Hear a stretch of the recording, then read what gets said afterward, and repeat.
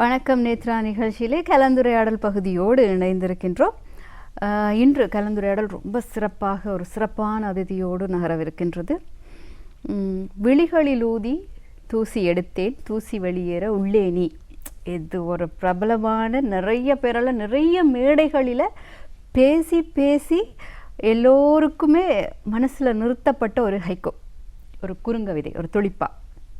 விழிகளில் ஊதி தூசி எடுத்தாய் தூசி வெளியேற உள்ளே நீ. எப்படி சார் இப்படியெல்லாம் உங்களுக்கு கற்பனை வருது அப்படின்னு நிறைய பேர் கேள்வி கேட்டேன். எங்களுடைய புதுக்கோட்டை தங்கம், கவிஞர், எழுத்தாளர், ஒரு சிறந்த ஆசிரியர், நிறைய விருதுகளை தன்வசமாக்கியவர், ஒரு சிறந்த பேச்சாளர் இன்று நம் அதிதியாக வணக்கம் நேத்ரா நிகழ்ச்சியோடு இணைந்திருக்கின்றார். வணக்கம் தங்கமூர்த்தி ஐயா. வணக்கம். வணக்கம். எப்படி இருக்கீங்க? நல்லா இருக்கேன். நல்லா இருக்கீங்க. ஒரு சிறந்த பேச்சாளர், ஒரு சிறந்த கவிஞர், ஒரு சிறந்த எழுத்தாளர், ஒரு தன்முனைப்பு பேச்சாளர். அவர் நிறைய பேருக்கு வழிகாட்டியாக இருந்திருக்கார். அதன் காரணமாகவே ஆசிரியர் தொழிலும் தனக்கென ஒரு பாடசாலை, அந்த பாடசாலையில் நிறைய விருதுகள், நிறைய சிறப்புகள் என்று நிறைய விருதுகளையும் தன்வசமாக்கியவர். அவர் இலங்கைக்கு வந்திருப்பது ஒரு சாதாரண காரணமாக இருக்காது, ஏதோ ஒரு முக்கியமான காரணமாக இம்முறை இலங்கைக்கு வந்திருக்கீங்க. என்ன விசேஷம் ஐயா? என்ன காரணமாக இலங்கைக்கு வந்து? அந்த புதிய அலை கலை வட்டம் அப்படிங்கிற ஒரு இலக்கிய அமைப்பில் அதில் ஒரு வீர வனிதையர் விழாவில் கலந்துக்கிறதுக்காக நான் வந்திருக்கிறேன். அந்த வீர வனிதையர் விழாவில் அவங்களுக்கு நிறைய சிறப்புக்குரியவர்களுக்கு விருதுகள் கொடுக்குறாங்க. சமூகத்தில் சாதித்தவங்களுக்கு, கலை இலக்கியத்தில் சாதனை செய்தவர்களுக்கு, அதே போல் ரொம்ப தன்முனைப்போடு வாழ்கிறவர்களுக்கு, சொந்த காலில் நின்று வென்றவர்களுக்கு, இவர்களுக்கெல்லாம் விருது கொடுக்குற ஒரு நிகழ்வை நடத்துகிறாங்க. அந்த நிகழ்வில் அந்த விருதுகள் கொடுக்குற அந்த நிகழ்வுக்காக ஒரு சிறப்பு விருந்தினராக நான் இலங்கை வந்திருக்கிறேன். அது மட்டுமல்ல, ஒரு விவேகானந்தர் கல்லூரி அப்படின்னு ஒரு கல்லூரியில், அந்த கல்லூரியில் மாணவர்கள் மத்தியில் உரை நிகழ்த்துறதுக்காக அந்த மலையக கல்வி அந்த அமைச்சு பிரிவினர் என்னை அழைச்சிருக்கிறாங்க. அதற்கும் அந்த விழாவுக்காகவும் இணைந்து நான் இலங்கைக்காக வந்திருக்கிறேன். இப்போ வந்ததில் உங்களை எல்லாம் சந்தித்ததில், அதுவும் இந்த நிகழ்வில் பங்கேற்கிறதுல எனக்கு ரொம்ப மகிழ்ச்சி. அந்த நிகழ்வை பற்றி குறிப்பிடுவதானால், இந்த புதிய அலைக்கலை வட்டத்தினுடைய மகளிர் அணி தான் இந்த விழாவினை ஏற்பாடு செய்திருக்கிறார்கள். மகளிர் தினத்தை முன்னிட்டு வீர வனிதையர் விருது என்ற பெயரிலே 20 விருதுகளை தெரிவு செய்திருக்கிறார்கள்.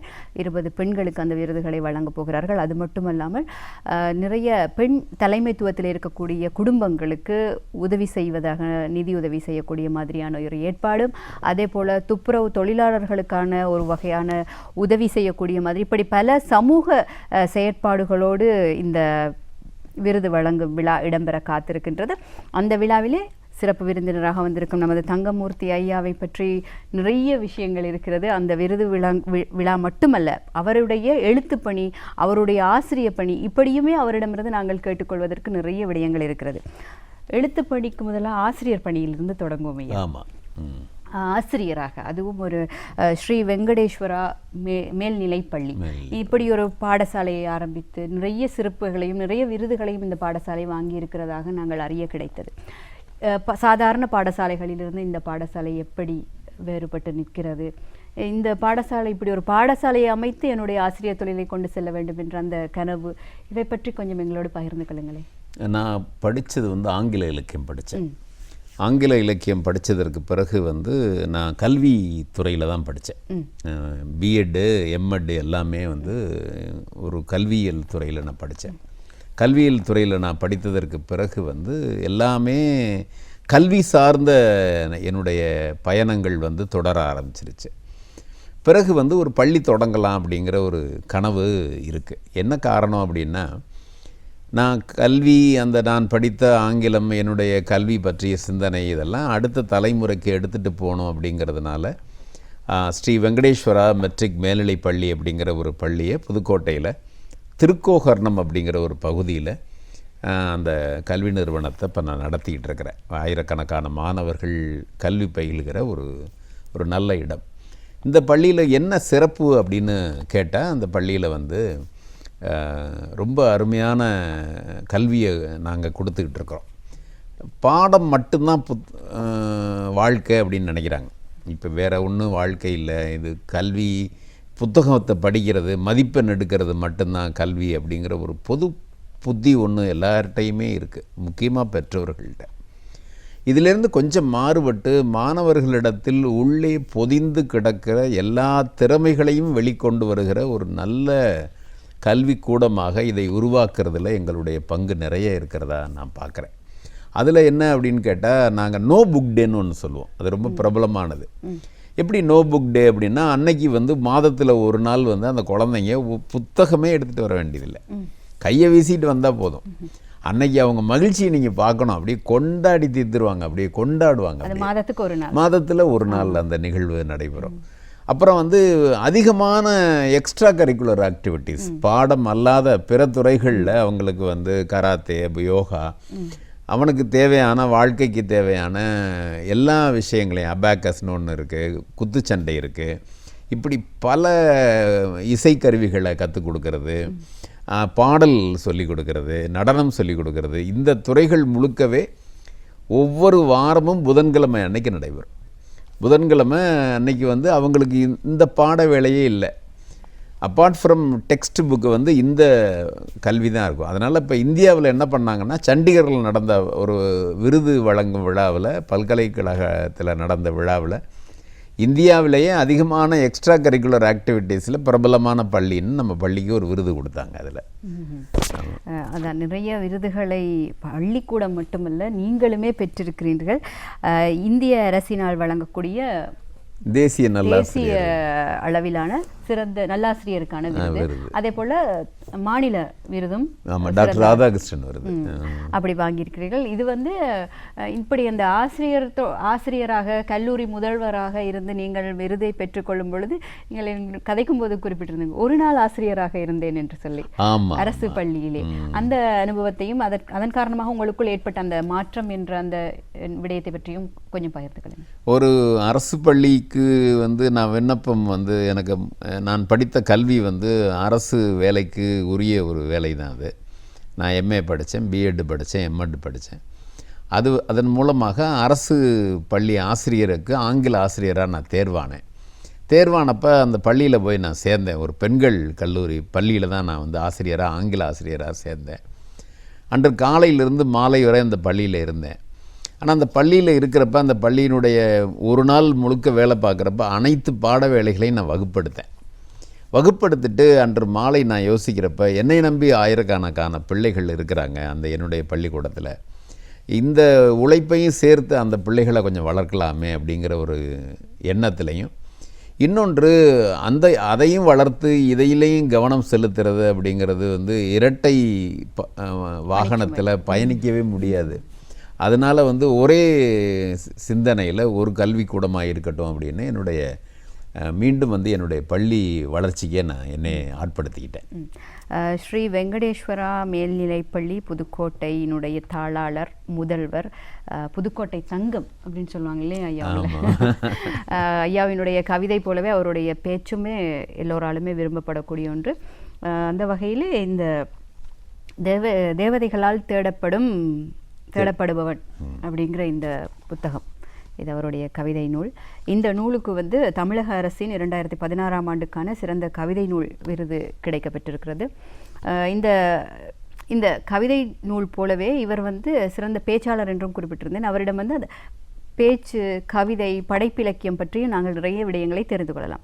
அந்த வகையில் ஐயா, உங்களுடைய இந்த கவிதை பணி, எழுத்துத்துறை எப்படி நகர்ந்து கொண்டிருக்கிறது? புதிதாக ஏதாவது முயற்சிகளும் செய்து கொண்டிருக்கிறீர்களா? ஏதாவது வெளியிடப்படவிருக்கிறதா? அந்த மாதிரியான விடயங்களையும். இந்த தேவதைகளால் தேடப்படுபவன் நூல் வந்து தமிழக அரசினுடைய விருது பெற்றது.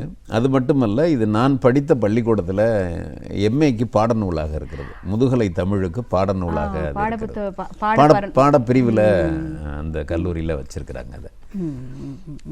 அது மட்டும் இல்லை, என்னுடைய இன்னொரு கவிதை தொகுப்பு இருக்குது, கூடு திரும்புதல் எளிதென்றுன்னு. நான் அதில் எம்ஏ ஆங்கிலம் படித்த கல்லூரி ஜமால் மது கல்லூரியில், அந்த கல்லூரியில் அதை பாடத்திட்டத்தில் வச்சுருக்கிறாங்க.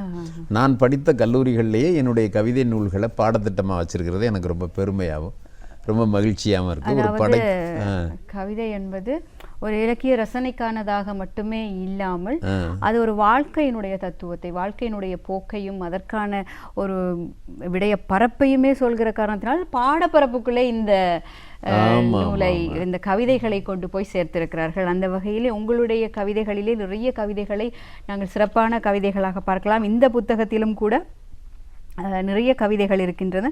கடல் நீரை அள்ளி பருகினேன், கலந்திருக்கலாம் என் சொந்தங்களின் உயிர் துளிகள். இந்த கவிதையை பார்க்கும் பொழுது, கேட்கும் பொழுது தானே இருக்கலாம் இல்லையா? நான் இலங்கை வந்தப்ப எழுதின கவிதை தான் அது.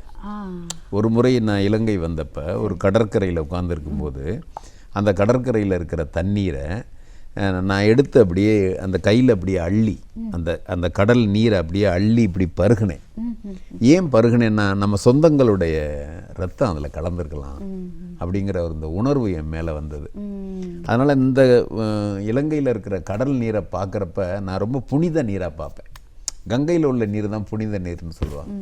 ஆனால் நான் இலங்கையில் இருக்கிற நீரை பார்க்குறப்ப அது புனித நீராக பார்ப்பேன். ஏன்னா அதுக்குள்ளே என்னுடைய சொந்தங்கள், மீன் பிடிச்சு காணாமல் போனவங்க, எவ்வளவோ தங்களுடைய உயிரை மாய்த்து கொண்டவர்கள், எவ்வளவோ சொந்தங்கள் அந்த கடலுக்குள்ள, அந்த தமிழகத்தினுடைய கடற்கரைக்கும் இலங்கை கடற்கரைக்கும் இடையில் எவ்வளவு சொந்தங்கள் அதில் இருந்திருப்பாங்க. அதனால் அந்த நீரை அப்படி அள்ளி பருகிறப்ப எனக்கு என்ன உணர்வு மேலிடும் அப்படின்னா, இது நம்ம சொந்தங்களுடைய நீர் அப்படிங்கிற ஒரு உணர்வு நீர். அதே கடலை பற்றி கையில் தேநீர் கோப்பை அருந்தி கொண்டிருந்தது என்னவோ கடல். ஆமா, இப்படி ஒன்று எழுதியிருக்கீங்க. அது கவிஞனுடைய பன்முகத்தன்மை. அது இப்போ என்னன்னு கேட்டால், ஒரு தேநீர் கோப்பையை நம்ம வச்சிட்டு இருக்கோம், கடலை பார்க்குறோம். அந்த கடலை தேநீர் கோப்பை கையில் இருக்குது, எதிரில் கடல் இருக்குது.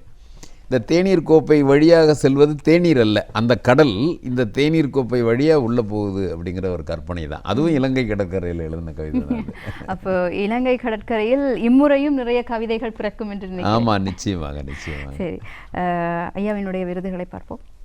தங்கச்செம்மல் விருது, செல்வன் விருது, தமிழ்ச்செம்மல் விருது, தமிழ்ச்செம்மல் விருது, தமிழக அரசினுடைய. அப்புறமா செல்வன் விருது என்ற ஒரு கார்கி விருது, கார்கி விருது, சிற்பி விருது, கவிக்கோ விருது, தமிழ்த்தாய் விருது, கவிமுகழ் விருது, விக்ரமன் விருது, இளம் நல்லிணக்க நாயக்கர் விருது, பல்லவராயன் விருது, அதோடு சேர்ந்து நாங்கள் ஆரம்பத்தில் குறிப்பிட்டது போல அந்த தேசிய நல்லாசிரியர் விருது, அப்புறமா சாகித்ய அகாதமி மற்றும் திருச்சி பாரதிதாசன் பல்கலைக்கழகத்தினுடைய ஆட்சி மன்ற குழுவிலே உறுப்பினராகவும் செயற்பட்டு கொண்டிருக்கிறீர்கள். புதுக்கோட்டையிலே ஒரு தமிழ்ச்சங்கத்தை நடத்தி கொண்டு வருகிறீர்கள். இதனுடைய செயற்பாடுகள் பற்றியும் குறிப்பிடுவோம். புதுக்கோட்டை தமிழ்ச்சங்கம் தொடங்கி இப்போ ஒரு 3 ஆண்டு தலைவராக ஐயா இருக்கு. நான் தலைவராக இருக்கேன். மாதம் ஒரு கூட்டம் நடத்துகிறோம். மாதம் ஒரு கூட்டத்தில் ஒவ்வொரு மாதமும் நடக்கிற ஒரு கூட்டங்களில் இலக்கியங்களை பரிமாறிக்கிறோம். இப்போ அண்மையில் இந்த பிப்ரவரி 21 உலக தாய்மொழி தினம். இந்த உலக தாய்மொழி தினத்தில் 2026ஆம் ஆண்டு இது. இந்த ஆண்டில் பிப்ரவரி 26ஆம் தேதி அந்த நிகழ்ச்சியை நடத்தினோம். 26 வேறு என்ன செய்யலாம் வித்தியாசமாக அப்படின்னு யோசித்தோம். 26 கவிஞர்களை கொண்டு தமிழ்த்தாயை வாழ்த்துவது, அன்னை தமிழுக்கு ஆரத்தி எடுப்பது, இப்போ அன்னை தமிழை போற்றுவது, தமிழ்த்தாயை போற்றி 26 கவிஞர்கள் மொழியை வாழ்த்தி பாட்டு பாடினாங்க. 26ஆம் ஆண்டு 26ஆம் தேதி 26 கவிஞர்கள் பங்கேற்ற ஒரு நிகழ்வை இந்த பிப்ரவரியில் நடத்துகிறோம். இதே போல் மாதந்தோறும் ஒவ்வொரு திங்களும் அந்த நிகழ்வை நடத்துகிறோம். ஆண்டுதோறும் சீனு சின்னப்பா அப்படிங்கிற ஒரு மனிதர் புதுக்கோட்டையில் இருந்தார். ஒரு பெரிய இலக்கிய புரவலர், அரமணச்செம்மல் என்று அவருக்கு ஒரு பட்டம் இருக்குது. அந்த அரமணச்செம்மல் சீனு சின்னப்பா இலக்கிய விருதுகள் அப்படின்னு 1 லட்சம் ரூபாய் ஆண்டுதோறும் சிறந்த படைப்புகளுக்கு நாம் வழங்குகிறோம். அந்த குடும்பத்தினர் தான் அதை வழங்குறாங்க. அந்த பணியினை செய்து ஊக்கப்படுத்தி படைப்பாளர்களுக்கு உற்சாகத்தையும் படைப்பாளர்களுக்கு ஒரு புதிய உத்வேகத்தையும் நம்ம கொடுக்குற ஒரு வேலையை நம்ம செஞ்சுக்கிட்டே இருக்கோம் புதுக்கோட்டை தமிழ்ச்சங்கத்தினுடைய சார்பாக. நான் மட்டுமல்ல, அதனுடைய செயலாளர் அவர் ஒரு பெரிய பேச்சாளர் மகாசுந்தர், அதனுடைய துணை செயலாளர் திரு பீர் முகமது, அதனுடைய பொருளாளர் பேராசிரியர் கருப்பையா, இவங்கெல்லாம் இணைந்து அந்த பணியை செய்கிறோம் எல்லாருமே. சுமார் 10க்கு மேற்பட்ட கவிதை நூல்களை வெளியிட்ட ஒரு கவிஞர். இவருடைய கவிதை தமிழ் மொழியிலே வெளியாகி இருந்தாலும் பிற இந்திய மாநில மொழிகளிலும் மொழிபெயர்ப்பு செய்யப்பட்டு நீங்கள் குறிப்பிட்டது போல பாடப்பரப்பிற்குள்ளும் வந்துவிட்டது. அது மட்டுமல்லாமல் ஐயா அவர்களினுடைய போக்கு. நான் வந்து உங்களுடைய பேச்சுகளை எல்லாம் கேட்டிருக்கிறேன். அப்போ தங்கமூர்த்தி ஐயா அவரே சொல்வார், என்னை வந்து என்னுடைய பேச்சை வந்து கடைசியாக வைத்து விடுவார்கள். ஆமாம். அப்போது தங்கம் வேணுமா அப்படின்னா கொஞ்சம் பொறுமையாக தான் இருக்கணும். நீங்கள் எல்லாரும் பொறுமையாக இருந்து என்னுடைய பேச்சை கேட்கலாம் அப்படின்னு சொல்லி, அப்படி பொறுமையாக இருக்கிறது மட்டும் இல்லை, எல்லாரும் விரும்பியே இருப்பாங்க ஐயாவினுடைய பேச்சை கேட்பதற்கு. அந்த அளவுக்கு அவருடைய பேச்சிலே வந்து ஒரு சிந்திப்பதற்கு சில விடயங்களை நமக்கு தந்துவிட்டு செல்வார். அந்த வகையிலே ஐயா ஒரு கவிஞராக இருக்கிறீர்கள், ஒரு ஆசிரியராக இருக்கிறீர்கள், பேச்சாளராக உங்களுடைய பார்வை கோணம் ரொம்பவே விஸ்தீரமானது. உங்களுடைய பார்வை கோணத்திலே ஒரு மகளிர் தினத்துக்காக வந்திருக்கிறீர்கள். படைப்பு இலக்கியங்களிலே பெண்களினுடைய வகைபாகம் எப்படி இருக்கிறது இந்த நவீன கால பெண்களினுடைய படைப்பிலக்கும், குறிப்பாக கவிதைத்துறையிலே எப்படி இருக்கிறது? அவர்கள் சரியான பாதையில் தான் சென்று கொண்டிருக்கிறார்கள் அல்லது அவர்களுக்கு சில தேவைப்பாடுகள் இருக்கிறதா? உங்களுடைய அறிவுரையும் ஆலோசனையும் எங்களுடைய இளம் கவிஞர்களுக்காக. கவிதைகளில் வந்து ஆண் பெண் அப்படின்னு பிரிக்க வேண்டியது இல்லைங்கிறது என்னுடைய கருத்து. கண்டிப்பாக பொதுவாக படைப்புன்னா படைப்பு தான். ஏட்டையும் பெண்கள் தொடுவது தீமை என்று எண்ணி இருந்தவர் மாய்ந்து விட்டார் அப்படின்னாரு பாரதி. அப்போ புத்தகமே தொடக்கூடாது இருந்த காலத்தில் இப்போ எழுத வந்திருக்கிறாங்க. எழுத வந்தது மட்டுமல்ல, புரட்சியான கருத்துக்களை பேச வர்றாங்க. அந்த பேனாவை பிடிப்பதன் மூலமாக நிறைய மறைந்து கிடந்த, இன்னும் வெளிவராத, அமுக்கப்பட்டிருந்த பல செய்திகள் இந்த எழுத்து வழியாக, கவிதை வழியாக, நாவல் வழியாக, சிறுகதை வழியாக வருகிறது. அது மாதிரி பெண்களுக்கு ஒரு சுதந்திரம் கொடுத்ததற்கு பிறகு அவங்களுடைய படைப்பு வீரியம் வந்து அதிகரிச்சிருக்கு. நிறைய பெண்கள் எழுத வர்றாங்க. மீரா என்ற ஒரு கவிஞர் எழுதினார், பெண்ணே நீ ஒரு புண்ணிய ரோஜா, உன்னை கசக்க எவரேனும் நினைத்தால் முல்லை நீட்டு மூர்க்கம் காட்டு. பெண்ணே நீ ஒரு புண்ணிய ஆறு, உன்னை தடுக்க எவரேனும் முனைந்தால் பொங்கு புறப்படு பொடிப்பொடியாக்கு அப்படின்று அவர் கவிஞர் மீரா எழுதுகிறார். அப்போ இதில் வந்து பொங்கு புறப்படு பொடிப்பொடியாக்கு அப்படிங்கிறதுல வந்து ஒரு ஆவேசத்தை ஒரு கவிஞர்கள் வந்து இந்த பெண்களுக்கு தூண்டுறாங்க. இன்றைக்கி பெண்களுடைய படைப்பில் தான் வந்து இதுவரைக்கும் வந்து ஆண்கள் அறியாத பல புதிய செய்திகள் கிடைக்குது. ஒன்றும் இல்லை, ஒரு குழந்தைய பெற்று வளர்த்து அந்த குழந்தைக்கு பாலூட்டி கொண்டிருக்கிற ஒரு தாய் திடீர்னு வந்து அலுவலகம் போக நேரிட்டா அந்த குழந்தை என்னாகும், இந்த தாய் என்னாவா, இதெல்லாம் ஆண்கள் உணர்ந்ததே கிடையாது. இன்னைக்கு பெண்கள் அதை கவிதையில் கொண்டு வரவன் தான் இதை வந்து மற்றவர்கள் உணர்றாங்க. ஓ, இப்படி ஒரு விஷயம் இருக்கா? ஆமாம், பாப்பா இவ்வளோ இருக்குல்ல, குழந்தைக்கு பாலும் கொடுக்கணும், குழந்தைக்கு வந்து இப்படியும் பார்த்துக்கணும், குழந்தைய கவனிச்சுக்கணும், அப்புறம் ஆஃபீஸும் போகணும்.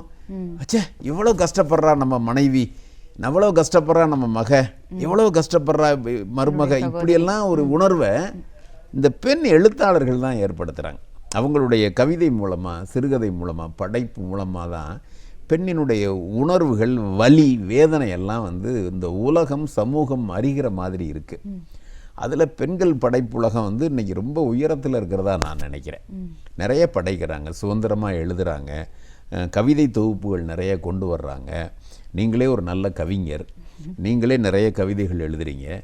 இவ்வளவு பணிகளுக்கு இடையிலையும் நீங்கள் வந்து இந்த படைப்பு தளத்தில் இயங்கணும் அப்படிங்கிற நீங்கள் நினைக்கிறீங்க. உங்களைப் போல இருக்கிற பலர் அதை மாதிரி செய்கிறாங்க. அம்பை மாதிரியான மூத்த எழுத்தாளர்கள்லாம் வந்து இதற்கு வழிகாட்டுறாங்க. இன்றைக்கும் எழுதி கொண்டிருக்கிறாங்க. இந்துமதி போன்றவர்கள், சிவசங்கரி போன்றவர்கள்லாம் இன்றைக்கும் எழுதிட்டு இருக்கிறாங்க. தமிழ் கவிதை படைப்புலகத்தில் வெண்ணிலா மாதிரியான பெரிய எழுத்தாளர்கள்லாம் வந்து ஆனந்த விகடன் அப்படிங்கிற ஒரு வார பத்திரிகையில் 100 வாரங்கள் தொடர்கதை எழுதுகிறாங்க.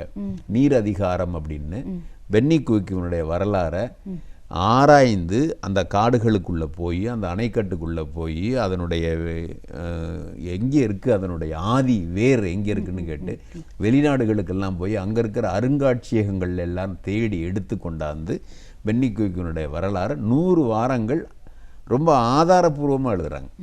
ஒரு பெண்ணு இவ்வளவு வேலைகளை செய்கிறாங்க. அந்த வெண்ணிலாவுக்கு 3 பெண்கள்.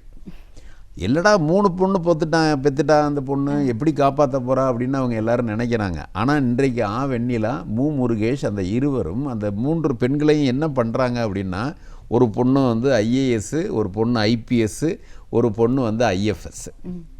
அப்போ 3 பெண்களையும் ஒரு இந்திய ஆட்சி பணிக்குள்ளே கொண்டாந்து, ஒரு அதிகாரத்துக்குள்ளே கொண்டாந்து நிற்க வைக்கிறாங்க. ஒரு பெண்ணுக்கு கல்வி கொடுத்துட்டா எந்த உயரத்துக்கு போயிடுவாங்க அப்படிங்கிறத நமக்கு அவங்க வெளிப்படுத்துகிறாங்க.